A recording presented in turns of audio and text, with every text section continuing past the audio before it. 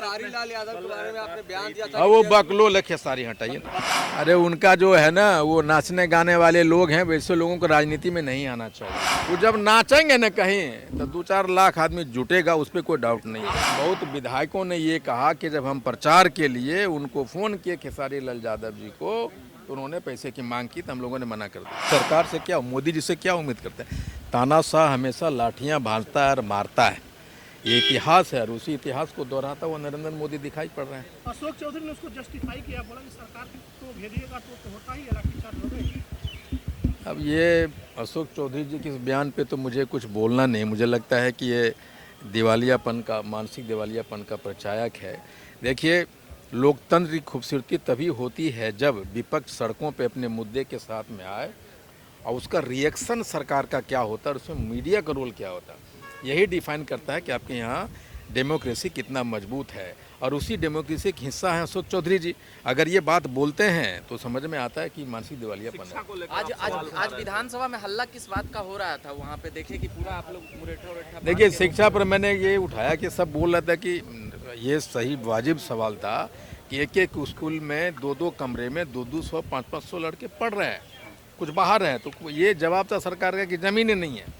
तो मैंने कहा है कि बनगांव में, हमारे विधानसभा क्षेत्र में कलावती एक स्कूल है जहाँ दर्जनों IAS पैदा लिए, और उसका पैसा सैंक्शन है, ज़मीन है, बिल्डिंगवा नहीं बन रहा है, ज़मीन है। आज किस टैक्स को लेकर हल्ला हो रहा था, ये बातें जानना। देखिए, हम लोग वेल में गए थे कि जो शहरों में जो टैक्स लगते हैं उस टैक्स का दायरा गांव तक चला गया, और उस पर कोई बहस नहीं हुआ, कोई चर्चा नहीं हुआ।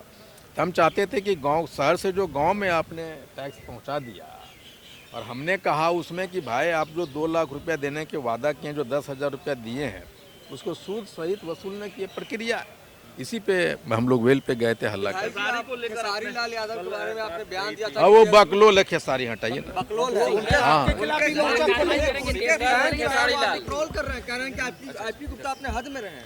अरे उनका जो है ना, वो नाचने गाने वाले लोग हैं, वैसे लोगों को राजनीति में नहीं आना चाहिए। बाकीपुर में चुनाव प्रचार में आप जाएंगे सर? एकदम जाएंगे, क्यों नहीं जाएंगे। तो वहाँ पे बताया जा रहा है कि आपका उम्मीदवार तीसरा नंबर पे रहेगा।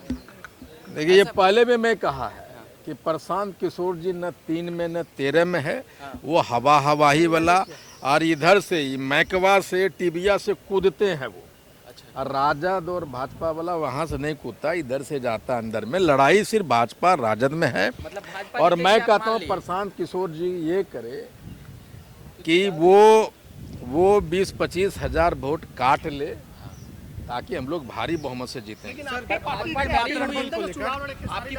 नहीं दिख रहा है आपके प्रत्याशी। नहीं, प्रशांत को इसलिए अच्छा बता रहे हैं, उन्होंने ये की बात कहा कि हम तो पढ़े लिखे नहीं, खेसारी जी ने बोला है।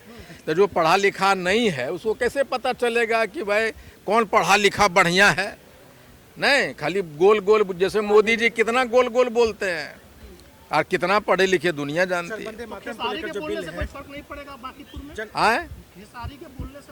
नहीं, काहे फर्क पड़ेगा?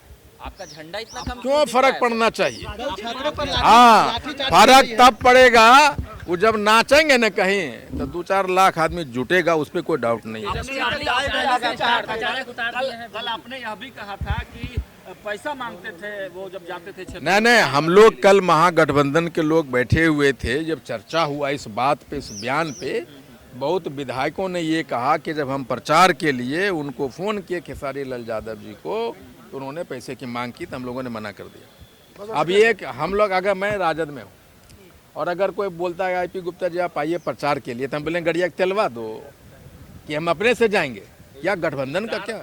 नहीं तो वो अरे भाई, लालू यादव जी ने उन्हें टिकट दिया, मुसीबत में खड़ा हुआ, जब बाबू साहब लोग उनको ऑनलाइन गाली दे रहे थे भादा तब वो लालू यादव जी खड़े हुए थे।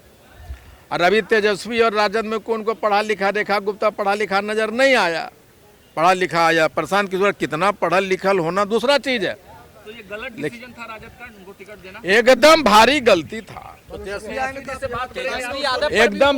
यादव पर भी बोले कि पढ़े लिखे नेता चाहिए, तो उसमें क्या बोल रहे हैं वो? देखिए, मैं एक बात कहता हूँ, जो पढ़ा लिखा का बात होता है, अपराधी छवि वाला का बात होता है, ये बहस का मुद्दा नहीं होना चाहिए चुनाव में। कहिए क्यों? कि ये भारत सरकार ने, चुनाव आयोग ने ये पात्रता नहीं किया है कि भाई आप पढ़ा लिखा रहिए तो बनिए, आपके ऊपर 50 ठो केस है तो पढ़िए, नहीं लड़िए, ऐसा नहीं है। इसलिए ये जो मुद्दा है इसको नहीं आना चाहिए, बहस का हिस्सा नहीं बनाना चाहिए।